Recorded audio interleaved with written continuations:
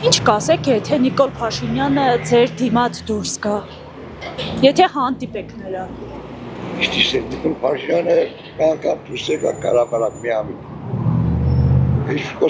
խոսացի, որտեղ ես գիտեմ ենք կա ու ցեվեր վիգա կսեի։ Կասեի, որ համենայն դեպս լսի ժողովրդի ձայնը։ Ինքան շատ բան կա ասելու։ Այն դժբախտության պատճառը հենց ինքն է, կան ժողովրդի դժբախտության այս ամեն ինչի պատճառը, որ ինքը այսօր հոկտեմբերի 15-ն է, Իլինոյից հիշատակման օրն է, ինքը առավոտ բարլեսին ինքը ցույց է տալիս մի երգ միացրած, ինքը բանանում որ ամուր ընտանիքների մասին, իսկ ես կհարցնեմ, որ ամուր ընտանիքների մասին են, որ երիտասարդ տղաներին զոհեցիր, որոնց կանայք մնացել են, ինքը հոկտեմբերի 4-ին Շուշի ռմբակոծության օրն էր, որ զոհվեցին ահավոր շատ տղեր, ոստիկաններ, ու ինքը իլուր ամբողջ Հայաստանի ցույց էր տալիս, թե Աննա Հակոբյանն եկել է Չինաստանից եւ խորոված է ուզում,